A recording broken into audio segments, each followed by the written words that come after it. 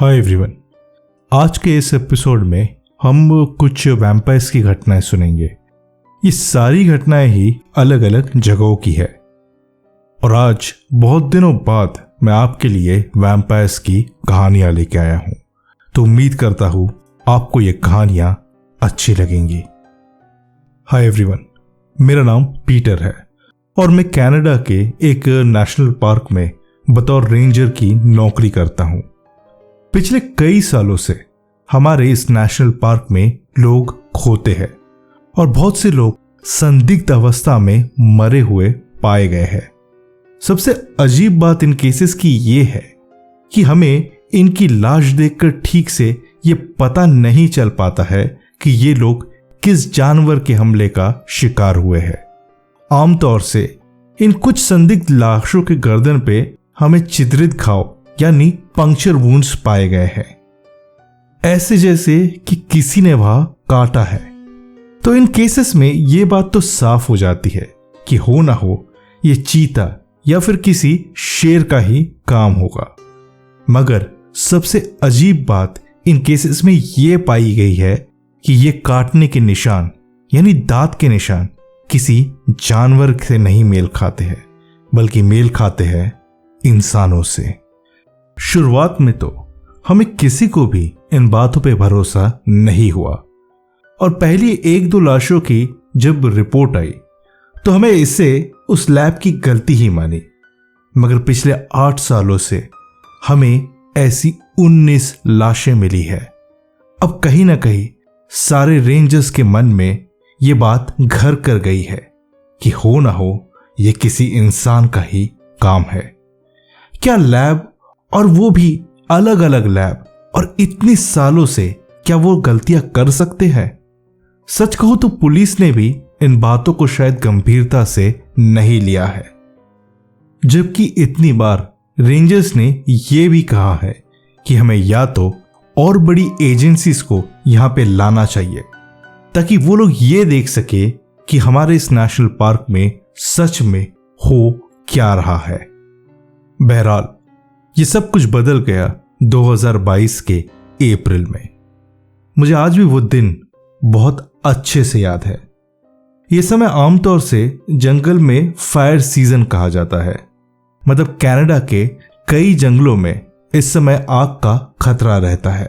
फिर भी कई सारे लोग कैंपिंग करने आते हैं। रेंजर्स भी इस समय बस कुछ ही कैंप साइट्स खुली रखते हैं जो कि जंगल के आगे की तरफ हो।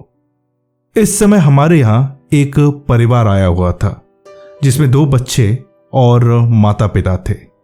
एक लड़का 11 साल का और 14 साल की लड़की। इनके माता पिता दोनों ही लगभग 40 साल के थे। मुझे याद है जब शनिवार सुबह यह परिवार आया तो आके वो रिसेप्शन में मुझे ही मिले। इन्हें देख के ये अच्छे से समझ आ रहा था कि ये परिवार प्रकृति के करीब रहना बहुत ज्यादा पसंद करता है। यानी इन्हें ट्रैकिंग, हाइकिंग, इन सब चीजों का बहुत ज्यादा शौक भी है और शायद अनुभव भी।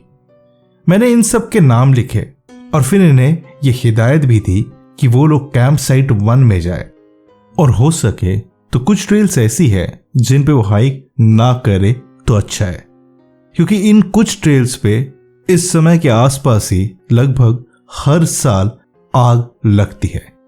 इन सभी ने मेरी बात से मंजूरी जताई और वो लोग कैंप साइट 1 की तरफ आगे बढ़ जाते हैं। हम रेंजर्स जब सुबह की ड्यूटी ज्वाइन करते हैं, जो कि इस समय मेरी चल रही थी, तो हम सुबह 6 बजे एक राउंड पे निकलते हैं ये देखने के लिए कि जो लोग कैंपिंग करने आए हैं क्या वो सब ठीक है या नहीं, और तो और अगर उन्हें किसी चीज की जरूरत हो तो हम उनकी मदद भी कर सके। पहले तो ये मॉर्निंग राउंड्स नहीं लगते थे, मगर फिर देखा गया कि कई बार रात में कुछ ऐसे हादसे होते हैं और अगर सुबह सुबह राउंड्स के लिए आया जाए तो शायद बहुत सी ऐसी घटनाएं हैं जिनसे बचा जा सकता है, जो कि शायद बाद में बहुत गंभीर रूप ले ले। जैसा मैंने कहा कि मैं सुबह की शिफ्ट में था और आते ही अपने एक साथी जेकब के साथ मैं राउंड्स पे निकल जाता हूं। इस वीकेंड पे हमारे नेशनल पार्क में सिर्फ ये एक ही परिवार आया हुआ था, और वो भी कैंप साइट 1 पे। जैसे ही मैं कैंप साइट 1 के पास पहुंचा तो हम दोनों ही घबरा जाते हैं। हमने देखा यहां बिछे हुए 2 टेंट्स पूरी तरह से टूटे हुए और एकदम जमीन पे बिछे हुए थे। शुरुआती इन्वेस्टिगेशन के लिए मैं और जेकब बाहर आते हैं और हमने कैंप साइट को देखा। आसपास हमें कोई नहीं दिखा, मगर हमें पैरों के निशान बहुत से दिखाई दे रहे थे। ये देख के पता चल रहा था कि यहां रात को बहुत हलचल हो रही थी और भागा दौड़ी भी हो रही थी।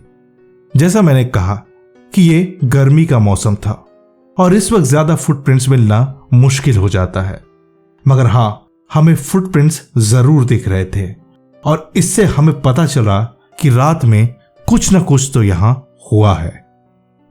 हमने तुरंत रेडियो पे सिग्नल करके और रेंजर्स को यहां बुलाया और तब तक हमने आसपास इन्वेस्टिगेशन की, ये देखने के लिए कि क्या ये लोग कहीं आसपास है या नहीं।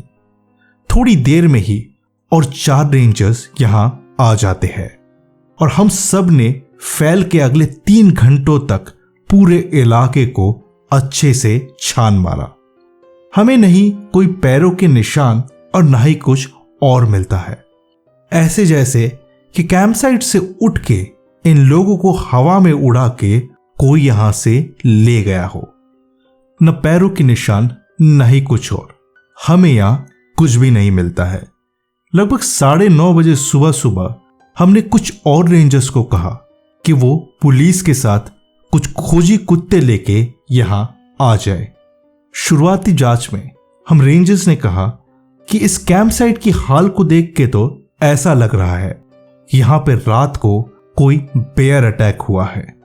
मगर पहली बात तो ये कि बेयर नेशनल पार्क के बहुत अंदर की तरफ होते हैं और आमतौर से वो लोग कैंप साइट्स तक तो नहीं आते। नेशनल पार्क के सारे जानवरों पे ट्रांसमीटर्स भी लगा हुआ है। अगर कोई जानवर कैंप साइट के आसपास आता है तो हम सभी को अलर्ट आ जाता है और हम वहां के लोगों को इवैक्यूएट कर देते हैं। इस बार कुछ ऐसा नहीं हुआ था।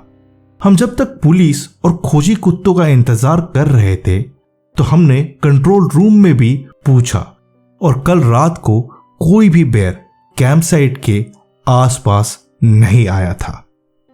10:30 बजे तक खोजी कुत्तों की टीम पुलिस के साथ यहां आ जाती है और फिर शुरू हुआ एक पूरा सर्च एंड रेस्क्यू ऑपरेशन। हमें ठीक से तो पता नहीं था कि यहां हुआ क्या है और क्या हमें ये लोग जिंदा मिलेंगे भी या नहीं। खोजी कुत्तों ने आते ही तुरंत एक सेंट पकड़ ली और सीधा भागते हुए लगभग कैंप साइट से हमें 8 किलोमीटर दूर ले आते हैं।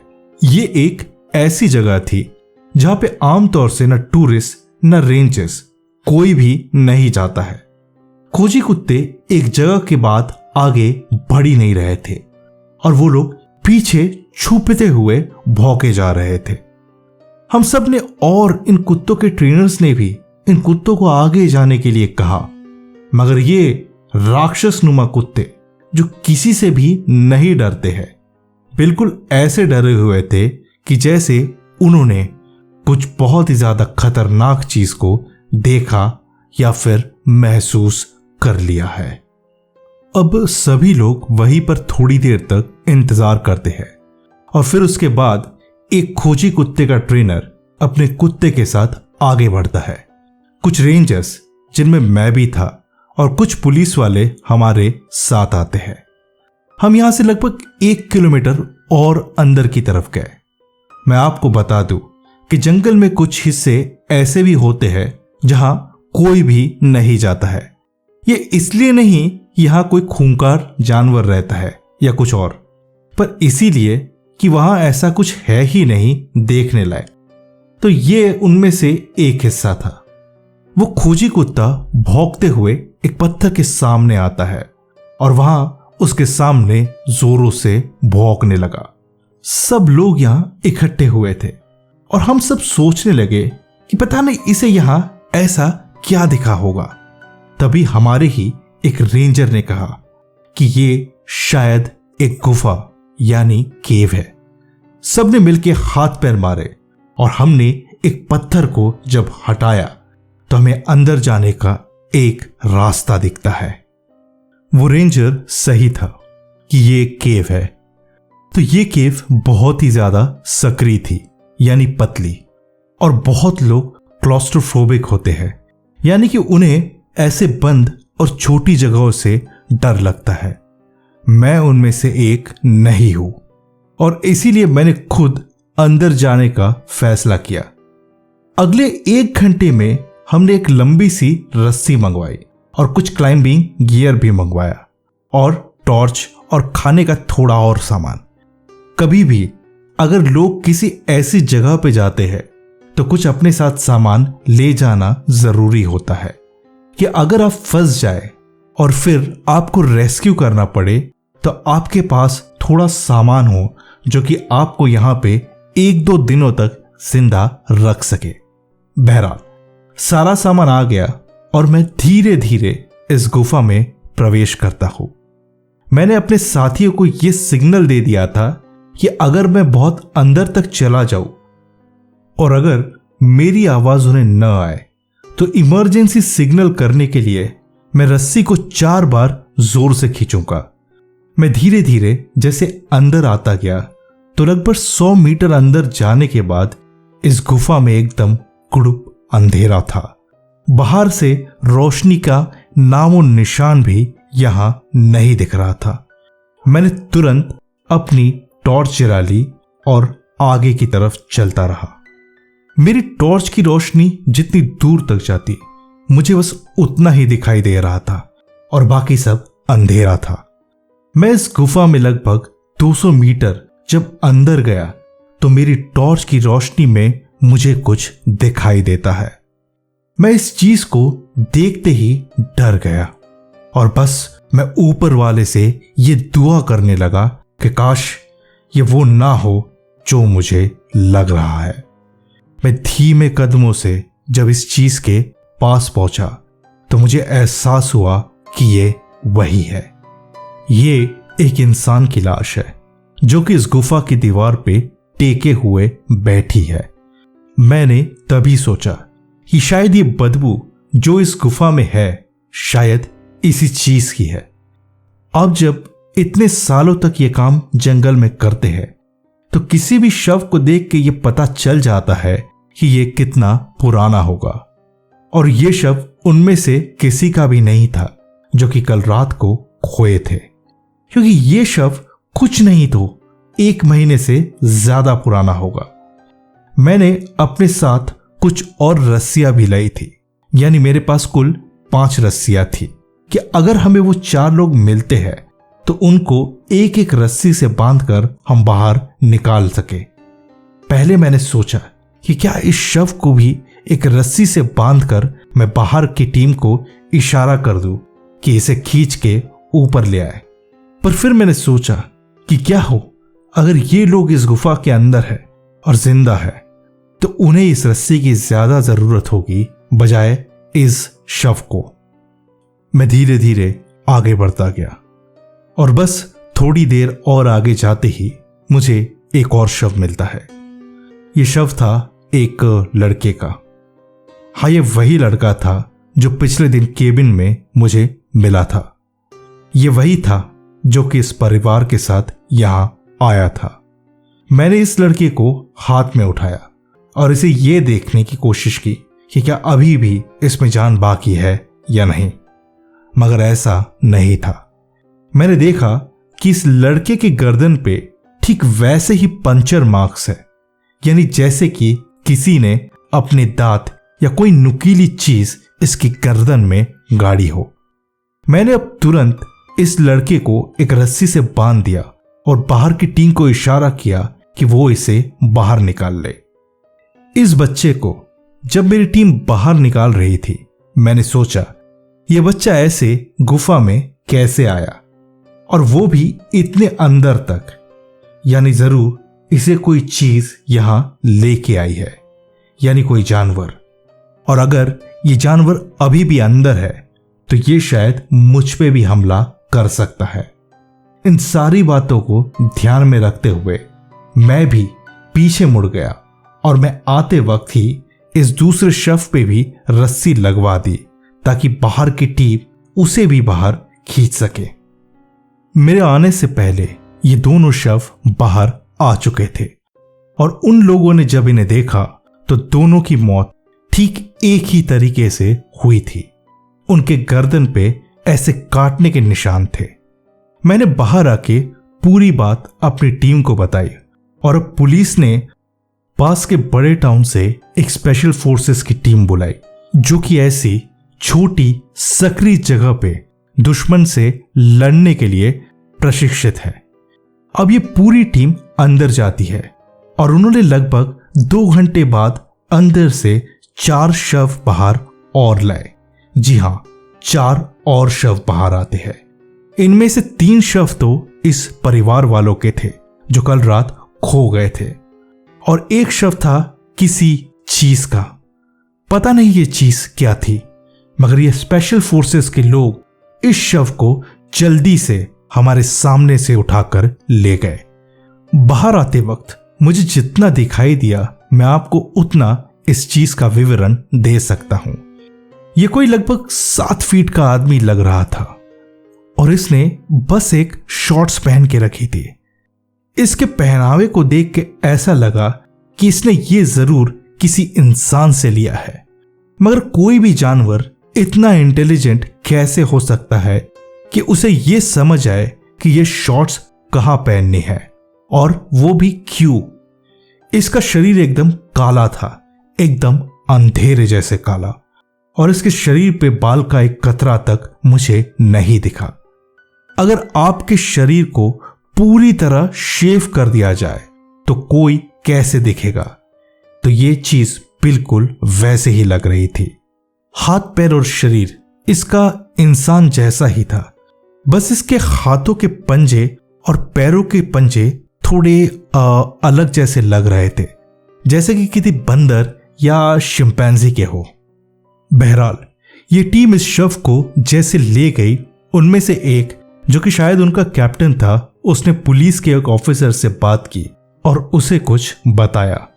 पुलिस वालों ने आके हमें कहा कि अब ये केस वो लोग यानी पुलिस वाले हैंडल करेंगे और अगर उन्हें रेंजर्स की जरूरत यानी मदद लगती है तो वो हमें बता देंगे। हम सारे रेंजर्स तुरंत वहां से चले जाते हैं और आप समझ ही सकते हैं कि सभी बहुत ज्यादा सदमे में थे कि ये क्या हुआ है। अगले कई दिनों तक रेंजर्स ने अलग अलग थ्योरी बनाई और इनमें से एक थ्योरी थी कि इस नेशनल पार्क में यानी हमारी सरकार किसी तरह का एक्सपेरिमेंट कर रही है।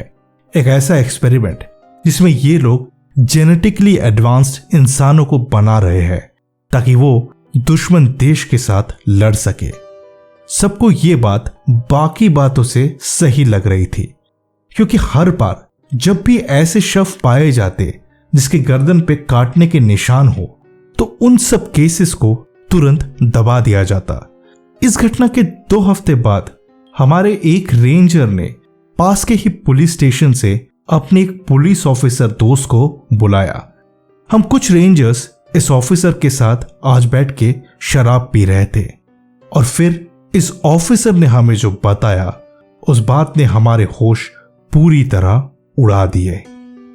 ऑफिसर ने कहा कि जैसे कि ये स्पेशल फोर्सेस की टीम अंदर जाती है, उन्हें एक एक करके बाकी की 3 लाशें दिखी, मगर साथ ही उन्हें अंदर से कुछ हलचल की आवाज आ रही थी। ये ऑफिसर्स धीरे धीरे अंदर और जाते हैं और वहां उन्हें ये चीज दिखाई देती है। ये चीज कोई इंसान नहीं है, ये चीज है एक वैम्पायर, एक खून चूसने वाला वैम्पायर। हमारी सरकार ये बात अच्छे से जानती है कि यहां इस नेशनल पार्क में वैम्पायर्स है, मगर वो इन वैम्पायर्स को इसलिए यहां रहने देती है क्योंकि वो आमतौर से लोगों को नहीं मारते हैं। इस ऑफिसर ने हमें बताया कि यहां लगभग 10 वैम्पायर्स रहते हैं, जो कि आमतौर से जानवरों का ही शिकार करते हैं, मगर इनमें से अगर कोई कभी इंसानों को मारता है तब सरकार द्वारा स्पेशल यूनिट को यहां भेजा जाता है इस चीज को मारने के लिए।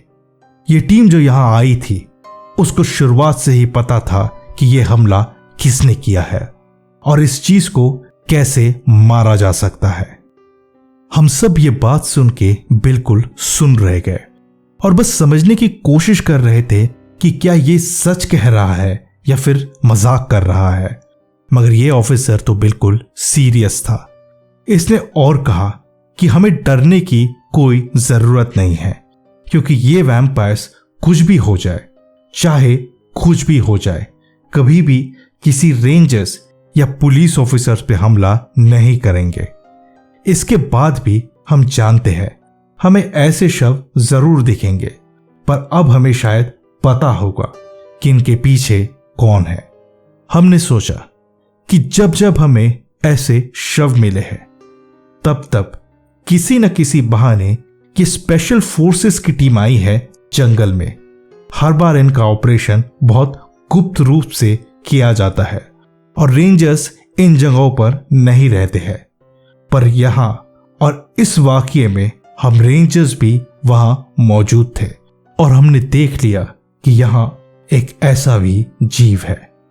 मैं बस यही उम्मीद करता हूं कि अगर ये बात सच है तो सरकार जल्द से जल्द इस नेशनल पार्क को बंद कर दे या फिर इन चीजों को यहां से हटा दे, क्योंकि हम नहीं पर कोई ना कोई तो इन चीजों का शिकार बन ही रहा है और इन लोगों की इसमें क्या गलती है। ये लोग तो बस कुछ अच्छा वक्त बिताने के लिए यहां आते हैं, इस खतरे से अनजान जो कि इन घने जंगलों में उनका इंतजार कर रहा है।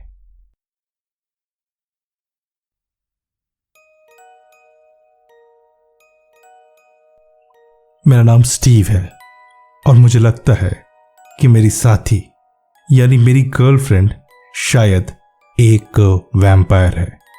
हाँ, मैं जानता हूं शुरुआत में आपको सुनने में यह बात बहुत ही हंसने वाली लगती होगी, मगर सच कहूं तो जो चीजें मैंने देखी या महसूस की है, इसके बाद मुझे इस बात पे बहुत ज्यादा शक नहीं है। मैं आपको अपनी पूरी कहानी बताना चाहता हूं और आपसे ये जानना चाहता हूं कि आपको क्या लगता है, क्या मैं ठीक कह रहा हूं या फिर ये मेरा किसी तरह का बस वहम है। मैं 2020 में जब न्यूयॉर्क में शिफ्ट होता हूं तो कुछ दिनों बाद ही कोरोना वायरस का लॉकडाउन लग जाता है। लॉकडाउन के दौरान हमारे ऑफिस ने वर्क फ्रॉम होम का फैसला लिया और फिर शुरू होता है घर से काम करने का सिलसिला। जब पूरा शहर अपने घर से काम कर रहा था, यानी किसी को भी बाहर जाने की अनुमति नहीं थी, तब लगभग नवंबर के महीने में मुझे पता चला कि मेरा नेबर अपना अपार्टमेंट खाली कर रहा है। मेरा नेबर एक 30-32 साल का इंडियन लड़का था और जितना उसने मुझे बताया कि उसकी कंपनी ने उसे वर्क फ्रॉम होम देने का फैसला किया है और इसीलिए वो वापस इंडिया जा रहा है। मैं खुद यूएस के एक छोटे से टाउन से हूं और मैं भी अपनी कंपनी में बात कर रहा था कि अगर मुझे भी वापस अपने टाउन से वर्क फ्रॉम होम करने की अनुमति मिल सकती है या नहीं। मुझे नहीं पता कि यह कहानी सुनने वाले कितना जानते हैं, मगर न्यूयॉर्क में एक अपार्टमेंट लेके भाड़े पे रहना बहुत ही ज्यादा महंगा होता है। बहरहाल ये लड़का चला जाता है और मेरी जिंदगी वैसे ही चलती रही। साल खत्म होता है और न्यू ईयर मनाया जाता है। मेरी जिंदगी में मैंने पहली बार शायद इतना ठंडा न्यू ईयर मनाया होगा। मुझे याद है कि पास वाले अपार्टमेंट से एक दिन अचानक मुझे कुछ आवाजें आती है, ऐसे जैसे कि दीवारों पे कोई कील ठोक रहा है। मैंने तुरंत अपने अपार्टमेंट का गेट खोला और देखा कि पास वाले अपार्टमेंट में कोई शिफ्ट हो रहा है। कुछ लोग फर्नीचर लेके अंदर की तरफ जा रहे थे। मैंने सोचा कि अपनी शिफ्ट खत्म होने के बाद मैं पास वाले घर में जाता हूँ और उनसे पूछता हूँ कि क्या उन्हें किसी चीज की जरूरत या मदद है या नहीं, और अगर हो तो उन्हें खाने का भी ऑफर करूंगा। इससे मुझे ये पता भी चल जाएगा कि पास वाले अपार्टमेंट में कौन शिफ्ट हुआ है और उनकी थोड़ी मदद भी हो जाएगी। मैंने लगभग 8 बजे जाकर अपने नेबर का दरवाजा खटखटाया और लगभग 2 बार ही गेट बजाने के बाद मैंने देखा कि एक लड़की दरवाजा खोलती है। मैंने इस लड़की को देख के अपना इंट्रोडक्शन दिया और बताया कि मैं पास वाले अपार्टमेंट में ही रहता हूँ और अगर उसे मेरी कोई मदद चाहिए तो मैं कर सकता हूँ। इस लड़की ने मुझे थैंक्स कहा और अंदर अपने अपार्टमेंट में बुलाया। इसने कहा कि उसका नाम जेनिफर है और वो यहाँ अकेले शिफ्ट हुई है। उसने बताया कि वो एक आईटी कंपनी में काम करती है और उसकी कंपनी वाले चाहते हैं कि भले ही वो वर्क फ्रॉम होम करे, लेकिन उसे कंपनी के हेड ऑफिस वाले शहर में यानी न्यूयॉर्क में शिफ्ट होना होगा। ये 2021 की मेरी शुरुआत थी और देखते ही देखते मैं और जेनिफर कुछ दिनों में ही बहुत अच्छे दोस्त बन जाते हैं। मुझे वैसे जेनिफर की बहुत सी बातें बहुत ज्यादा पसंद थी और एक दिन हम दोनों ने रात को खाना ऑर्डर किया और साथ में कुछ बियर पीने का भी फैसला किया। आज का दिन था फ्राइडे। हम दोनों ने ही अपना काम खत्म किया और उसके बाद हम मेरे घर में आके बैठ गए। अब तक हम दोनों एक दूसरे की बहुत सारी बातें अच्छे से जानते थे, जैसे कि हमारी पसंद नापसंद और तो और भी कई सारी ऐसी चीजें शायद मैं ठीक से समझा तक नहीं सकूंगा। हमने तय किया कि हम गेम ऑफ थ्रोन्स देखेंगे एक साथ फिर से। हम दोनों ही इस सीरीज के बहुत बड़े फैन हैं और मैंने तो ये पूरी सीरीज 2 बार देखी है। जब मैंने ये सुझाव जेनिफर को दिया तो बिल्कुल इसके लिए तैयार थी। शाम शुरू होती है और इस सीरीज के पहले एपिसोड के साथ हम धीरे धीरे बियर पिए जा रहे थे। जब हम दूसरे एपिसोड तक पहुंचे तब अचानक मेरे अपार्टमेंट की बेल बजती है और यहाँ पे पिज्जा आया। हमने पिज्जा मंगवाया था और वो आ जाता है।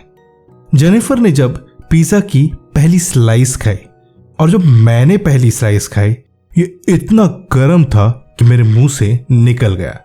जेनिफर ने हंसते हुए कहा कि क्या हुआ है, क्या मुझे गरम खाने की आदत नहीं है क्या? हम दोनों हंसने लगे और फिर शाम धीरे धीरे आगे बढ़ती है। शाम रात में तब्दील हो गई और मुझे बस इतना याद है, पीते पीते मैंने जेनिफर को बहुत कुछ बताया और तो और मैंने उसे अपने दिल की बात भी बता दी कि मैं उससे प्यार करता हूं। मैं जब सुबह उठता हूं तो मैं सोफे पे सो रहा था और मेरे चारों तरफ जब मैंने देखा तो एकदम सब अच्छे से बना हुआ था, जैसे कि किसी ने रात को पूरा घर मेरा साफ करके रख दिया हो। सारे ग्लासेस, खाने के पैकेट्स अपनी जगह पे रख दिए गए थे। मेरा सर इतना दर्द दे रहा था कि मैं आपको क्या बताऊं। और उसी हालत में मुझे याद आता है कि कल रात मैंने जेनिफर से क्या कह दिया है। अब मैं इस दुविधा में था कि मैं कैसे उसके पास जाऊं और कैसे उसका सामना करूं। मैं बस यही सारी बातें सोच ही रहा था कि मेरे अपार्टमेंट की बेल बजती है और मेरे सामने थी जेनिफर। उसने मुझे बताया कि कल रात मैंने उसको क्या क्या कहा है और ये कि वो भी मुझे पसंद करती है। ये सुन के सच कहूं तो मुझे इतना ज्यादा अच्छा लगा कि आपको मैं बता नहीं सकता। यहां से शुरू होता है वो सिलसिला जो कि आज तक चल रहा है। इस घटना की ही एक बात मुझे बहुत अजीब लगी। मैं खुद बियर बहुत पीता हूं और वो भी मेरे बराबर ही बियर पी रही थी। जहां पे मुझे इतना नशा हो गया था कि मुझे रात की बातें ठीक से याद तक नहीं है। उसी जगह जेनिफर ना ही सिर्फ होश में थी, उसने उस हालत में मेरा पूरा घर साफ किया, मुझे सोफे पे सुलाया, मुझे चद्दर उड़ा दी और फिर मेरे घर को लॉक करके अपने घर जाती है। बहरहाल जैसा मैंने कहा, मैं बहुत ज्यादा खुश था क्योंकि मुझे इतनी खूबसूरत गर्लफ्रेंड जो मिली थी। शुरुआती दिनों में तो हम कभी भी बाहर नहीं जाते क्योंकि कोविड की वजह से लॉकडाउन था, मगर धीरे धीरे मेरा ऑफिस चालू हो जाता है और अब मुझे हफ्ते में 3 दिन ऑफिस जाना पड़ा। ये बात होगी सितंबर 2021 की, और मैंने जब जेनिफर से पूछा कि वो क्यों ऑफिस नहीं जाती है तो उसने मुझे बताया कि उसके ऑफिस वालों ने अभी भी वर्क फ्रॉम होम करने की अनुमति दे रखी है। एक दिन मैं शाम को जब अपने घर आया तो मैंने देखा कि जेनिफर के घर के बाहर एक पार्सल पड़ा हुआ है। इस पे लिखा हुआ था कॉन्फिडेंशियल। मैंने तुरंत वो पार्सल उठा लिया और जैसे ही मैंने जेनिफर के अपार्टमेंट की घंटी बजाई, वो तुरंत दरवाजा खोल के मुझे देखती है और उसने मुझे कहा कि मुझे उसकी प्राइवेट चीजों को टटोलना नहीं चाहिए। सच कहूं तो मेरा ऐसा कोई मकसद नहीं था कि मैं उसकी किसी पार्सल को खोलूं या देखूं। मैं तो बस इसे देने के बहाने उसके साथ कुछ समय बिताना चाहता था। जेनिफर ने मेरे मुंह पे दरवाजा बंद कर दिया, ये कहते हुए कि वो इस वक्त बिजी है और अपने ऑफिस की काम कर रही है। अगले दिन सब कुछ ठीक हो जाता है और फिर अचानक 2021 के अंत में वापस एक कोरोना की लहर आई और एक बहुत ही स्ट्रिक्ट लॉकडाउन शुरू हो जाता है। इस समय कोई अपने घर से बाहर नहीं जा सकता था और ना ही कोई बाहर से अंदर आ सकता। दिन में बस कुछ देर के लिए ही दुकानें खुली रहती और हमें दुकान से उसी समय सामान लाना पड़ता। मैंने जेनिफर को कई बार कहा कि वो मेरे साथ बाहर चले ताकि वो अपने लिए कुछ मनचाहा सामान ले सके, मगर वो ऐसा नहीं करती। वो हमेशा ही अपनी लिस्ट मुझे दे दिया करती और ये सारा सामान मैं उसके लिए ले आया करता। मैंने एक चीज का ध्यान दिया कि जैसे जैसे ये लॉकडाउन और बढ़ रहा था, जेनिफर की तबीयत बहुत कमजोर हो रही थी। वो बहुत कमजोर और थकी हुई लग रही थी मुझे। ऑफिसेस वापस शुरू हो जाते हैं और एक दिन जब मैं ऑफिस से आया तो उसके अपार्टमेंट का दरवाजा खुला हुआ था और मैं ऐसे ही उसे देखने के लिए और उसे सरप्राइज करने के लिए अंदर जाता हूं। जैसे ही मैं अंदर गया, मैंने देखा उसके बाहर वाले रूम के फर्श पे खून पड़ा हुआ है और दौड़ते हुए मैं और अंदर उसके रूम में जाता हूं। वो एक पैकेट से कुछ पी रही थी और मुझे देखते ही उसने वो पैकेट पीछे कर लिया। मैंने तभी जेनिफर को पूछा कि उसे क्या हुआ है और वो क्या पी रही है, तो उसने कहा कि कमजोरी की वजह से उसे डॉक्टर ने कुछ जूस पीने के लिए कहा है, शायद फ्रेश फ्रूट जूस, और वो वही पी रही है। जेनिफर ने मुझे कहा कि वो बस थोड़ी देर में ही मेरे अपार्टमेंट में आएगी और आज का डिनर वो ही मेरे लिए बना देगी। मैं उसकी ये बात सुन के वापस अपने अपार्टमेंट में चला जाता हूं। इस घटना के कुछ दिनों बाद मैंने देखा कि फिर से जेनिफर के गेट के बाहर वैसा ही एक पार्सल पड़ा हुआ है और उस पे कॉन्फिडेंशियल लिखा है। अब मुझे भी लगा कि ऐसा क्या है जो कि जेनिफर मुझे नहीं बता रही है। ऐसा क्या कॉन्फिडेंशियल चीज जेनिफर के पास आती है जो कि वह मुझे बता नहीं सकती। मैंने इसको उठाया तो नहीं, पर चुपके से इसकी एक तस्वीर ले ली। अपने अपार्टमेंट में वापस जाके मैंने इस तस्वीर को ध्यान से देखा। इसके ऊपर जिस कुरियर कंपनी का नाम लिखा हुआ था वो तो सिर्फ और सिर्फ इमरजेंसी ब्लड बैंक से कुरियर्स पार्सल भेजती है।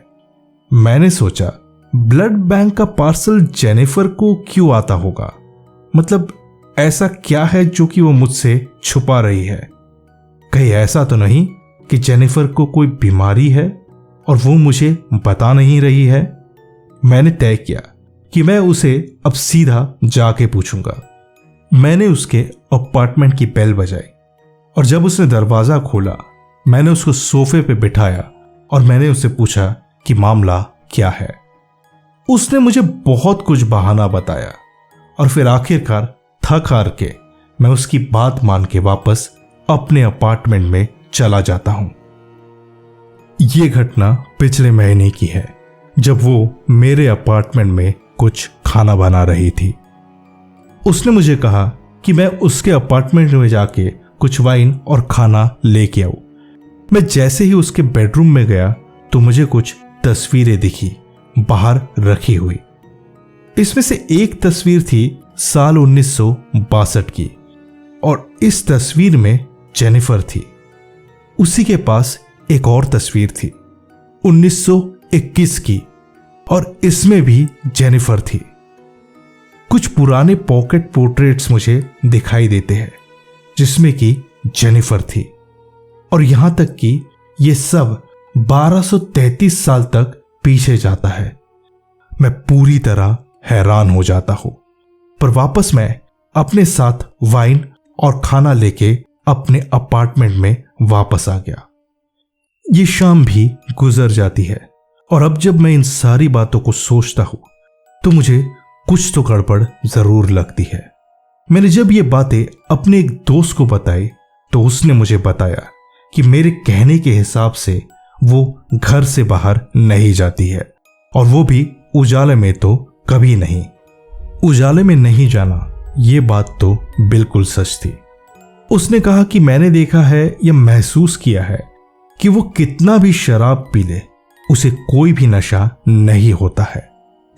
जब लॉकडाउन बहुत गहरा था, यानी जिस वक्त पार्सल या डिलीवरी नहीं आ रही थी, तब उस वक्त वो बहुत ही ज्यादा कमजोर हो गई थी, और ये कि उसके पास कोई पार्सल कॉन्फिडेंशियल कह के आता है, और वो भी ब्लड बैंक से है। जेनिफर के पास से मुझे ऐसे कई सबूत मिले हैं जो कि ये बताते हैं कि वो ना ही सिर्फ 1962 पर 1921 में भी जिंदा थी, और उसकी उम्र बिल्कुल वही थी जो कि अब है। मेरे दोस्त ने मुझे बताया कि मेरे बताए हुए सारी चीजों से वो इस नतीजे पे पहुंचा है कि जेनिफर शायद एक वैम्पायर है। उसने मुझे यह भी बताया है कि वैम्पायर्स भी हमारे बीच में ही रहते हैं, और वो पकड़े न जाए इसीलिए उन्हें किसी एक संस्था के तरफ से ब्लड बैंक से सप्लाई मिलती है। इससे वो लोग भी अपनी जिंदगी गुजार लेते हैं, और आम लोगों के उन्हें मारने की जरूरत भी नहीं होती। अब सच कहूं तो ये सुनना शायद आपके लिए ज्यादा डरावना ना हो, मगर मैं जिस लड़की के साथ अपना सारा समय बिताता हूं और वो एक वैम्पायर है, ये सोचे ही अब मेरे हाथ पांव ठंडे पड़ जाते हैं। मुझे पता नहीं कि क्या मेरे दोस्त का कहना सही है या फिर ये सब मेरा ही वहम है। आप लोग क्या मेरी मदद कर सकते हैं? क्या आप मुझे बता सकते हैं कि आपको क्या लगता है? आपको क्या लगता है, क्या जेनिफर एक वैम्पायर है या फिर नहीं?